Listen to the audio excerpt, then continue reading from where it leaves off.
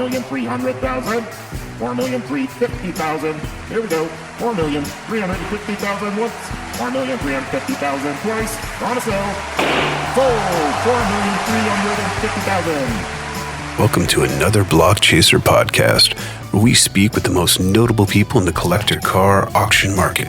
From buyers and sellers to industry leaders, we deliver the pulse of the collector car auction market right to you.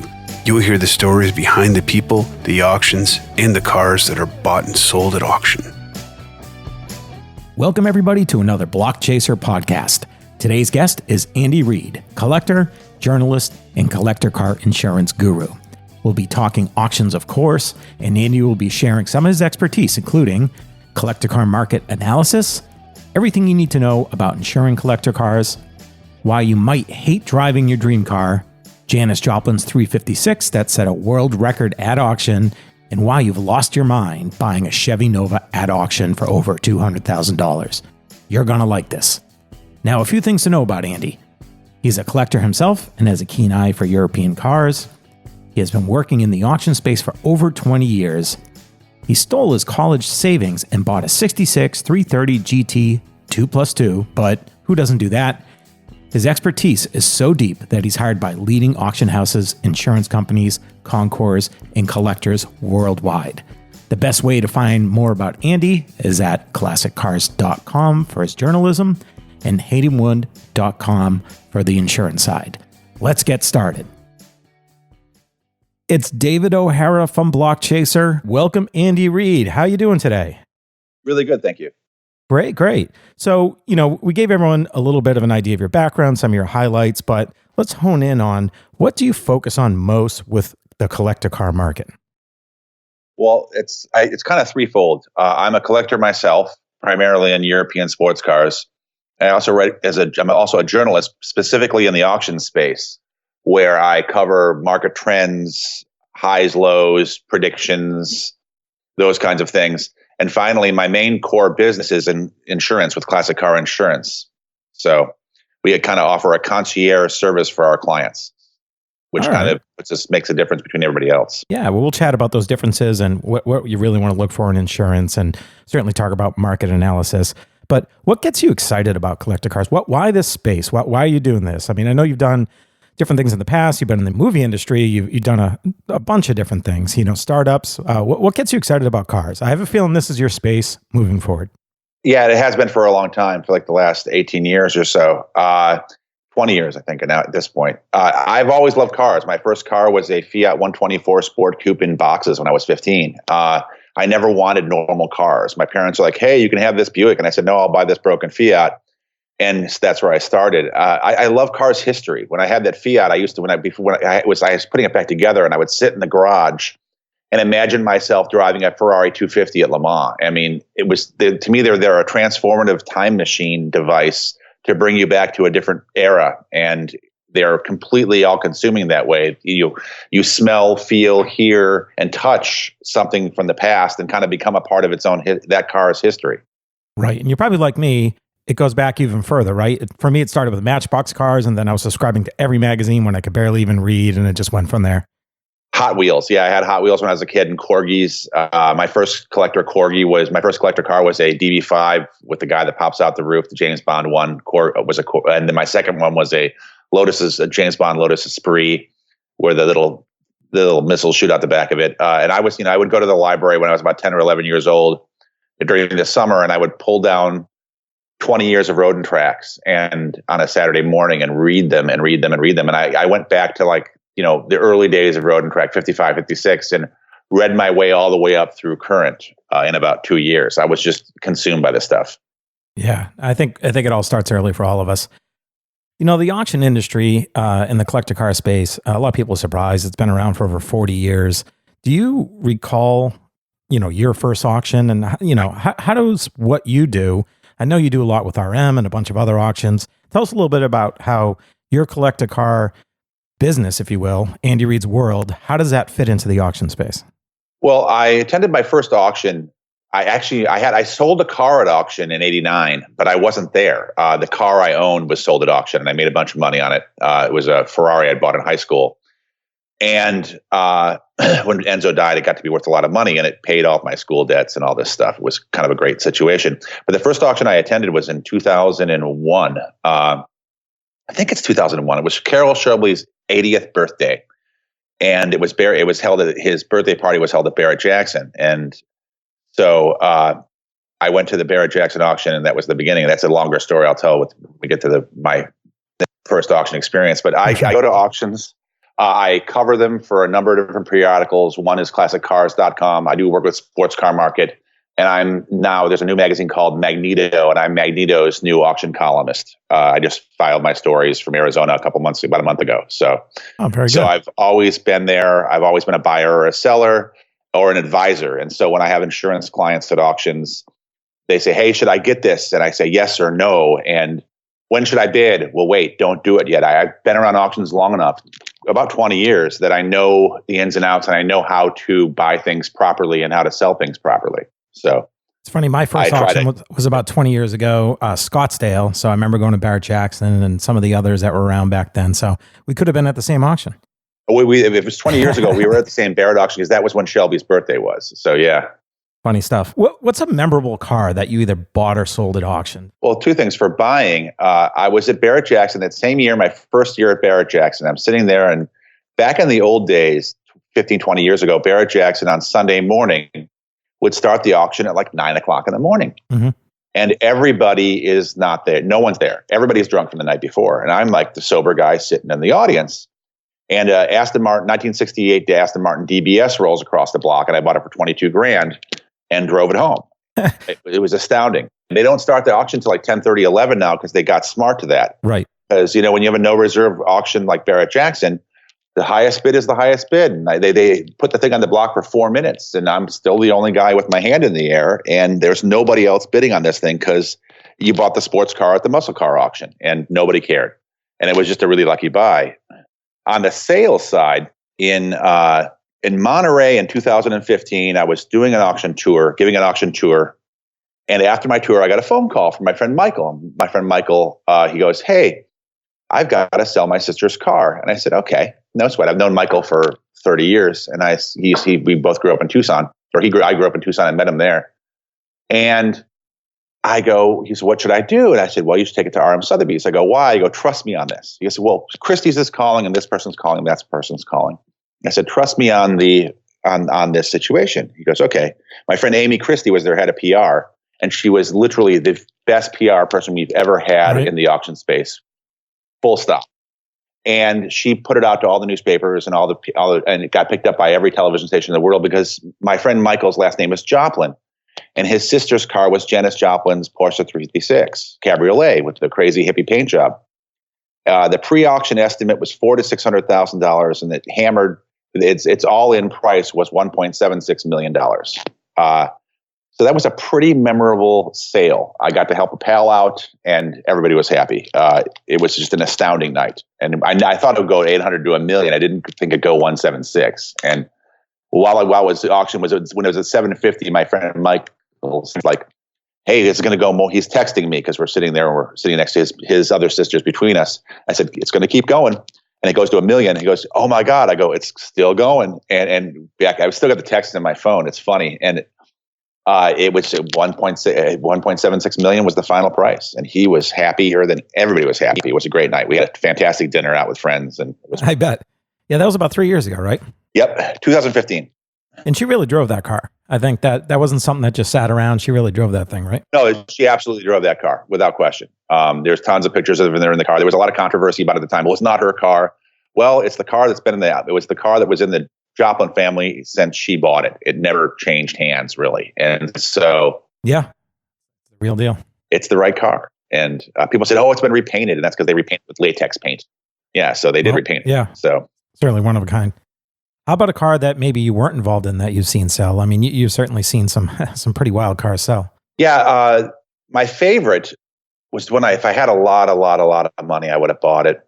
I actually got to sit it and drive it when it was in Monterey. It was in 17 in Monterey, again at RM Sotheby's. It was the Aston Martin DB1.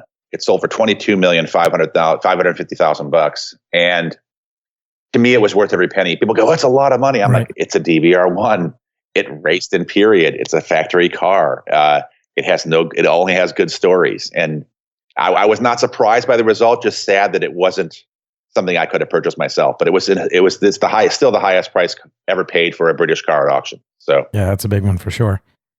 So, you're a market expert. Market analysis is certainly one of the hats that you wear. What are you seeing today in the market? I was just talking about this with my editor from Magneto, and we were talking this morning.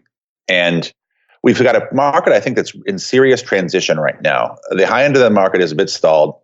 And cars that people have collected for years have gone down. Like pre-war classics are not doing well. 40s and 50s, early 60s American stuff that aren't muscle cars are not doing well. They're very flat. It's interesting. The hot part of the hobby right now is 80s and 90s supercars and sports cars, because that's what the people want that they're buying right now. What's interesting is we have this situation now where a lot of our collectors of things like 250 Testarossas, Porsche Carreras, and Porsche's kind of immune. Porsche's is its own little happy market space. But Maserati 3500 GTs and things, these are cars that are owned primarily by people in their mid to late 70s.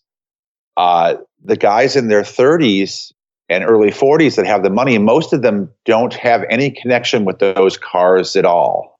They never saw them on the roads. They never saw them in films. The movie stars at the top of their era didn't drive them.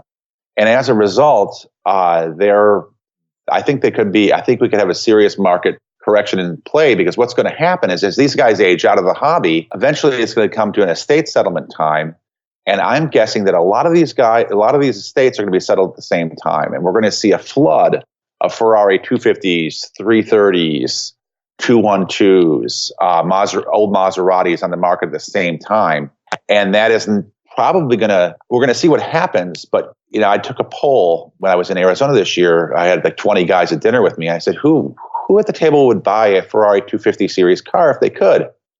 And some of them have the money to buy it, and will definitely have the money to buy it, and nobody was interested. And these are all people that are heavily into the sports car part of the hobby, and nobody cared. They're like, I'd have a 330 GTC, but I don't really care about the 250 series cars. They're $10 million. Why do I want to spend $10 million on a 250 or $20 million on a 250 Testarossa? I can buy a whole collection for that. Sure. And I think it's right around the corner.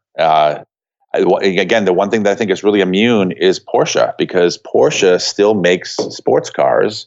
They're very relevant. They celebrate their history.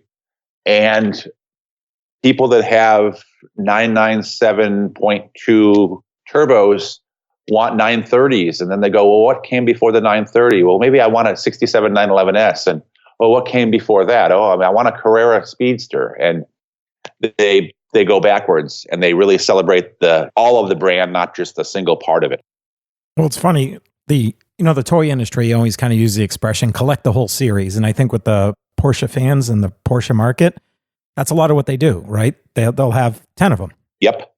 I mean, I've got a number of collectors I insure who are friends and who I insure who their collections are Porsche, right. And that's it. I mean, that they might have an odd all-wheel drive vehicle or vintage 4x4 thrown in there for fun. But the rest of it is, 100% Porsche. There's a lot of those guys. And even with very few exceptions, there are not, to buy Ferraris that way and be a Ferrari collector of all Ferraris is a much more expensive proposition than Porsche. The other thing that Porsche offers is that it has you can buy a Porsche at every level of price. You can spend $5,000, $6,000 and get a really, really, really nice 924. You can spend $10,000 and get the world's greatest 944. You can spend 15, 20 grand and get the world's nicest 914. And at every level, every price tier, there's an option for you. And so you can start here, and as your income and your assets grow, you can grow your collection into more expensive things. It's funny. I grew up with the 944, and I see them cross on the block, and some of these amazing, sometimes sell for 8, 12, 14. And what you can get for 12 grand in a 944 right now is just a lot of fun. Tons. Yeah, I bought one 2 years ago and paid $6,000 for it. Drove it to Monterey. Sold it at the Porsche Car Corral at Laguna Seca, and for $4 grand more than I had in it, and flew home. I mean, it's there. And again, funny thing is I'm looking for another one right now. I'm trying to find another 944. Just mine was an early one. I want a later model one with the modern dash. So, well, they're out there. So what about, this is a good transition. Yes, they are. Maybe talking a little about you and your business. Do you have any, predictions on the market? You got into it a little bit. You talked about some of the changes that are happening, but I guess that's what's happening now. What do you think might be happening, say, in the next 2 or 3 years? And anything that we maybe don't see coming? Quote my friend Dave Kinney, my crystal ball is sadly powered by Lucas. So for those of you who have British cars, you'll understand what I'm saying. It's not the most reliable thing in the world. I think we're going to continue to see a trend towards 80s and 90s cars. I think those are going to grow in value. There's a number of events now that are geared towards 80s and 90s cars. For a long time, they were very much kind of the redheaded stepchildren of this collector's hobby. And what happened is the prices cranked on them because people wanted those things, but they had nowhere to go. There was no concours, there were no tours, there were no rallies for these things. They were just not eligible because they're too new. But now you've got a thing. There's an event out here called Radwood, which is a celebration of 80s and 90s automobiles and culture. And it's like Goodwood for the 80s. And so you wear your best Gordon Gecko power suit and tie, and you have your Zero Halperton briefcase, and you drive up in your 928 a GTS, and you're back in the 1980s or 1990s again. And we're going to see more of those events. Petrolicious has one going on has an event going on in England this year, I think in May, that celebrates 80s and 90s. So those kinds of things are going to drive those prices higher. And the flood of these, on the other side of it, I think pre-war American that's not really special, like coach-built cars, Duesenbergs, Auburn Car Duesenberg, Packards, and the like. Anything that's not one of those is in serious, serious trouble. Those are museum pieces. They're not very usable. Non-full classics, you mean? Even full classics. They have to be very special. I mean, unless it's an Auburn Cord, Duesenberg, Packard, special Cadillac, special Chrysler, special body being special, and a full-size classic car. I think the rest of that stuff is in serious trouble. The thing I don't see in trouble, which is funny, is all those, I think it's 05 or 06 and earlier cars that are eligible for London to Brighton. A lot of my friends in their 30s and 40s really want to do London to Brighton. Right. And those cars have been strong for a while. And I think they're going to continue to be strong. But those teens cars and those 20s cars, Model A's and Model T's, I mean, unless it's a hot rod, and there's another exception too. That's another hot part of the hobby that I don't think people are paying enough attention to. Vintage and historic hot rods are very quietly changing hands among collectors for lots and lots of money. And they're not going to auction. They don't do well at auction. They're steals at auction. But those cars there's a number of events for them now, 3 or 4 different events, including the Race of Gentlemen. And they're total lifestyle immersive events. And that's what these people want, are lifestyle immersive events. And those cars are very hot. I think you're going to see $250,000, $350,000 hot rods here in the next 3 years. Well, I remember when we both first started going to auctions 20 years ago, I guess around that time, it wasn't just auctions, but hot rods were really started being seen and accepted as an art form and being at the same level and quality as some of the other collector cars. And it's just gotten stronger ever since. Yeah, it has. And the thing is, the sweet spot in that hobby, the part that's going to get the hottest, are cars built in period. Flathead Fords with Arden heads and all the period mods and superchargers and things that were put on in period and built in period. Those are going to be the cars that are worth lots and lots of money. The average hot rod built on a modern chassis with a modern fiberglass or even a modern steel body are just going to be cars. They're going to be nice cars. They'll be worth a little less of what people put into them, and that's what they'll do. But the real period built hot rods that were cover cars at Hot Rod Magazine or Hop Up Magazine, those cars are going to continue to be really hot. Yeah, absolutely. And very expensive. They're continuing to grow. So, we're talking about some of these cars that, they're not your average cars. So I imagine you don't need your average insurance. What are some of the things that people should be thinking about when they insure collector cars? Great. That's a good question. And I get asked it every once in a while, or actually all the time, really. Whenever I give auction tours, someone goes, how should I do this? I said, well, let's sit down over here and we'll have a conversation. It turns into a second little presentation.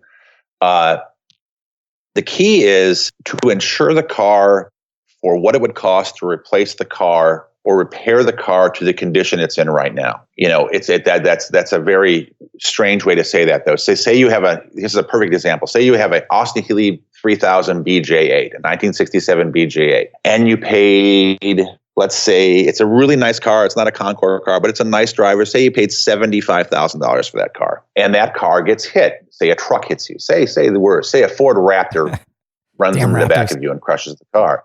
Exactly. And so the Raptor runs over the top of runs all the way over the back of your car, and you have to repaint the whole car and rebody part of the car. Well, that is you have to take for the Healey, you have to take the whole car apart because it's a body on frame, body on chassis. And to do that requires about $75,000. And that's if nothing else is damaged and that's if the frame is still straight. That's if the motor is not damaged. So if you insured your Healey for $70,000, you're going to end up with a salvage title because many insurance companies won't pay more than 65% of value. After 65% of value, they have the option. I'll put it that way. They have the option to call it a salvage, and it's state by state what the salvage percentage is. But that being said, if he had insured the car for 95, he'd probably be fine, or 100. And it's not hard to say, wow, that Healey is worth 100. There's enough comparable sales at 100 to make that make sense. Since, and here's the worst part. Oh, I bought this Porsche 912 for $26,000. I got a great deal. I want to insure it for $26,000. I said, you just bought a $50,000 car for $26,000. Oh, I only want to insure it for $26,000. Well, what if I have a total loss? So I won't have a total loss. Right. Well, what if you do? There you have a problem. Well, I always try, and total losses are different, and it's weird because that becomes a whole different equation. And total losses are very rare. It takes an act of God, or your place burning down, or someone stealing the car, and people on or a Raptor. But people don't steal Healey's, and they don't steal this. I mean, what do you do with it? I mean, you sell it on eBay. Everybody knows when you steal an expensive car, for the most part, the VIN number's out there. Every police department knows. Every foreign board on the planet knows. And if they see it for sale anywhere, they're going to ask the numbers. And so nobody steals. It's just not a good thing to steal. I'm sure people do steal them, but it's probably a bad idea because it's just too easy to find out that it's stolen these days. But that being said, you should insure it for what it costs to make it whole if something were to happen. Right. And that's different if you have cars that are just simply in a collection with a sprinkler system that are on display, then that's a different situation too. But if the cars are being used, and most of the guys newer in the hobby are actually using their cars, you should insure it that way. I also hear stories about, Lamborghinis with $10,000 windshields, and the kind of commodity insurance company, that doesn't want to replace it with the right windshield. And, people are suddenly shocked. They, save themselves $50 a month on their insurance costs, and they're suddenly shocked they don't get the OEM replacement on their windshield. Correct. And that's why, specialty cars, they could be 2018, Porsche 918s. They could be McLarens. Those should all be with a specialized insurance carrier of some sort. AIG, Hagerty, American Modern, you name it, whoever that is, that they should be there. Because those companies fundamentally understand what that is, and they're insuring it for what it is, not just as a car. If you take it to a general mass carrier, they don't have the understanding of what that car is. So they know it's a car, they know it costs whatever it costs, but they don't understand that a Lotus Elise, if you insure your Lotus Elise and it gets popped and it cracks the front clamshell, well, most of those get salvaged because they're on standard insurance carriers. If you're with a AIG or Hagerty with that, or American Modern, they'd say, wow, okay, great, we'll replace the clamshell, and they won't salvage the car just because the front end is cracked up. And that's a key difference. Yeah, absolutely. I mean, they have to understand what they're insuring, and I think a lot of these, bigger companies who do the daily drivers and so forth, don't necessarily even understand what they're insuring. No, they don't, and it's not like you can get a book and figure it out, or take a class and know what you're doing. And I know a lot of people offer classes now for collector car insurance carrying and selling collector car insurance. It's it's more, you need to be more immersed in it than that. That's what we offer where I work at HWI Motorsports and Haydenwood Insurance, is that we are also, we kind of started out as collectors and became insurance guys later. And so we have a fundamental understanding of what these things are that we're insuring. And when you call us up, you go, wow, I've got a 1963 Maserati. And which model? Oh, 3500. Is it injected or is it carbureted? We actually know to ask those questions without looking at a phone script, because we know what they are. As an owner, right? What do you need to understand? Are there things that are changing in the insurance space? I mean, listen, no one wants to sit around, have coffee or beers and chat about insurance, but you probably should. You should at least once. I try to make when I work with a client. I just worked with a client a couple of weeks ago, and we sat down. We talked about cars and we talked about insurance. And I said, okay, I'm going to ask you about 30 more questions over the next 3 weeks, and that's the last time we'll discuss this unless you buy something or want to change something. And they're great, because it's kind of boring. But what's changing is there are some of the carriers are growing to a point by which I think they don't offer the kind of customer service that's necessary. And they haven't stepped up to the plate. I've had a couple of claims that I've dealt with where they sent an appraiser out to both these claims. And they were both Porsche claims, which is funny. Porsche guys, quit wrecking your cars. And the guys they sent out was their Porsche expert. One was a 1979, one was a 1958. They were Porsche experts in 996s and Boxers and 997s, which is a very different situation than a 67 911 or a 356. And so they appraised it just as if it was a modern Porsche, not knowing that those things are all handmade and hand-fitted, and they require a lot more man hours to repair than does a standard. Right. You're not just putting a bumper on the thing. And it's not that simple. And that's where I think a lot of them are falling down, is whenever I have a claim, I'm always like, can you send so-and-so out, not somebody from your pool, because this guy really knows what he's doing. And whenever I find an appraiser, a claims adjuster appraiser that will deal with it and knows what he's doing, I'm like, oh, we found one, because there's not that many that really understand the classic space. Where do people find you? Tell us a little bit more about how do we get in contact with you? Haydenwood, what's the best way for people to reach you? You can go to haydenwood.com, which is HAYDENWOOD.com, or you can email me at andy@haydenwood.com, andy@haydenwood.com. Those are the easiest ways to get me. And whatever your need, we can figure it out. So, and we don't just do cars. We do cars and boats and airplanes and houses and all of it. We try to have solutions for everything you need. I know you guys do a lot for hobby racing as well, right? Yes, we do. We also have this interesting on-track coverage for both track days and for racing and vintage racing as well. So if you want to protect your DB4 GT Aston Martin, we can take care of that while it's on the track, not while it's just at the track, but while it's on track racing. In the garage, on the trailer, on the track, right? Yes. Is there one more piece of advice that you can give everyone? And it's up to you if you want this to be about the market analysis, insurance, even some of the journalism that you do. Is there a nugget that you want to hand out to our audience? Yeah, never. This is an easy one. I try, and people, my friend Dave Kinney and Don Losburn say, never buy a car as an investment. But I'm not that way, because I don't think that's necessarily a true statement. I try to say, never buy a car you don't love, a classic car you don't love. If you think that if your favorite car in the world is a Pantera, buy a Pantera.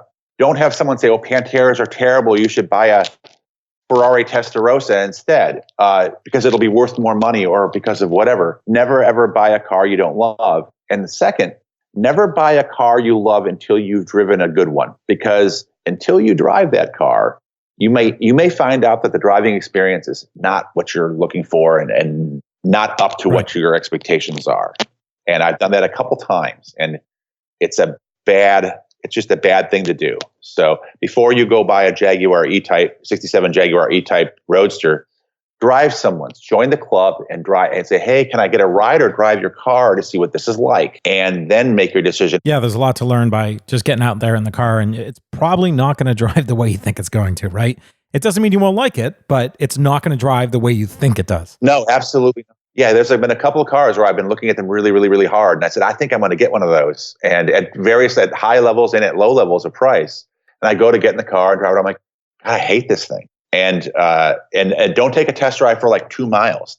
Do like 10 or 15, 20 miles, because 2 miles doesn't tell you anything. You're still in love with the idea after 2 or 3 miles. But after 20 miles, you're like, wow, this thing handles terribly, or it rides horribly, or the seats are terrible, or whatever there is about it. Because, all these cars they're old things. They're compromises at the time. Well, that's a lot of good advice. I mean, I think I really like what you said about only buy what you love, because even if it does go down in value, well, you still get a car you love, right?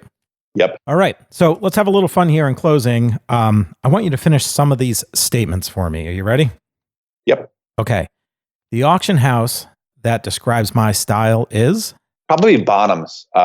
I fancy myself an Anglophile to a certain degree. I like many British things. And it's got a really British feel with a serious customer service and friendly bent. Sometimes auction houses will be quite stuffy, and Bonhams is buttoned up, but they're relaxed about it. And it just, the people that work there are wonderful. You go there a few times, you feel like you're part of the family, but you're part of your British family. And it's just always a pleasant place to go. My first auction tours during the week are always at Bonhams in Arizona, and I'm so happy to get there. And so I hope people feel that way when they run into me. It's like, wow, I'm so happy I ran into him. So they do. That's my hope. And I agree about Bonhams too. The nice thing too is they'll have the real high end of the market, and they'll even have some affordable cars thrown in there. I mean, they'll be unique. There'll be something interesting about them. But for kind of that 80 car a day type auction, that they have a nice variety. Yeah, they have it from beginning to, they have entry level to modern. And I love that. So, and I vary from entry level to expensive in my own interest. So it kind of fits me as well. All right, next one. Why would someone ever pay $1 million plus for any Hemi Cuda? All right, next one. And maybe this will be the same answer. No. Did that guy just pay $200,000 plus for a Chevy Nova at Barrett-Jackson this year? I've seen it. I don't care. It's a Chevy Nova. I posted one. I've got one posting tomorrow at ClassicCars.com with a 350 transplant that's $20,000. I don't get it. I don't care how much customizing it's got. It's a Chevy Nova. Next one. Why aren't there any auctions that primarily cater to the entry-level starter-out collector? People selling E30 M3s and MGBs and Triumph TR6s and 944s, and specifically focusing just on that part of the marketplace. I tried to convince a company a couple of years ago that they're making a mistake of what they're trying to do. They should focus on this, because they had set some serious records with a bunch of those cars that They said, "Oh, we don't want to do that." And I'm like, "Okay, you're missing it." And you can't. There's economic problems around that, but you can definitely have an auction that's all our cars are $100,000 or less for the most part, and people would still go. No, I believe it. Okay, the biggest mistake I made was buying a Ferrari Daytona instead of a DB5. The Daytona would be worth $5 now, and the DB5 is worth $1.2 million. And they were equal. The Ferrari was actually more money than the DB5 when I bought the last Daytona I had. Two more. The last time I saw someone buy a Model T at auction, I wondered if he'd lost his mind. Not a growth market, not a fun car. I don't know what one does with that. And unless he wants to be the youngest person at the Model T club. So, and there's probably one in your next door neighbor's garage he would have sold you. You didn't have to go to auction. For $300. Yeah, exactly. I love it when I see a new collector get a great deal at their first auction. This happens sometimes. A guy I know bought a Elva Courier this year, and he hadn't bought at auction before, and he absolutely stole the thing. And it was a great deal for a car he really wanted that he's going to race this year. And it was just a perfect situation. Not necessarily for the seller, but for the buyer. The buyer was so thrilled. I love when that happens, because it's like the perfect first experience in this space is when it goes that well. All right, Andy, it's been great having you on. A lot of good nuggets of information here. People can reach you on the insurance side of things at andy@haydenwood.com. And you can also go to their website, haydenwood.com. And we'll look for all of your articles at Magneto, which is a new magazine out of Britain by the founders of Octane. Very cool. Very cool. The first issue hits the shelves this week. All right, let's go out and get it. Thanks very much for having me on the show, Dave. Thank you very much. Good chatting with you. Thank you. All right. We hope you enjoyed this Block Chaser podcast. To stay up on the pulse of the collector car auction market, visit blockchaser.com for a complete auction calendar and to sign up to receive our auction update emails. You can also find us on Facebook, Twitter, and other major social media platforms. To contact us, simply email us at info@blockchaser.com. This podcast is copyright 2019 Block Chaser Incorporated. Any use of these materials must be with the consent of Block Chaser.